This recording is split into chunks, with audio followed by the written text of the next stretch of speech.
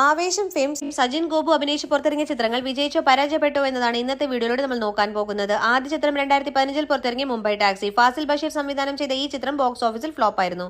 രണ്ടാമത്തെ ചിത്രം 2015 തന്നെ പുറത്തിറങ്ങിയ തിലോത്തമ്മ. പ്രീതി പണിക്കർ സംവിധാനം ചെയ്ത ഈ ചിത്രം ബോക്സ് ഓഫീസിൽ ഫ്ലോപ്പ് ആയിരുന്നു. മൂന്നാമത്തെ ചിത്രം 2016 പുറത്തിറങ്ങിയ മരുഭൂമിയിലെ ആന. വി കെ പ്രകാശ് സംവിധാനം ചെയ്ത ഈ ചിത്രം വിജയിച്ചിരുന്നു. നാലാമത്തെ ചിത്രം 2021 പുറത്തിറങ്ങിയ ചുരുളി. ലിജോ ജോസ് സംവിധാനം ചെയ്ത ഈ ചിത്രം ബോക്സ് ഓഫീസിൽ മിക്സഡ് റിവ്യൂസ് ആയിരുന്നു ലഭിച്ചിട്ടുണ്ടായിരുന്നത്.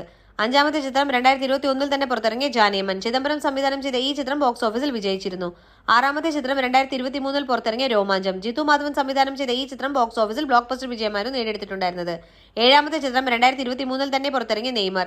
സുധി മാഡിസൺ സംവിധാനം ചെയ്ത ഈ ചിത്രം ബോക്സ് ഓഫീസിൽ വിജയിച്ചിരുന്നു. എട്ടാമത്തെ ചിത്രം 2023 തന്നെ പുറത്തിറങ്ങിയ ചാവേർ. ടി പാപ്പച്ചൻ സംവിധാനം ചെയ്ത ഈ ചിത്രം ബോക്സ് ഓഫീസിൽ ഫ്ലോപ്പ് ആയിരുന്നു. ഒമ്പതാമത്തെ ചിത്രം 2024 പുറത്തിറങ്ങിയ ആവേശം.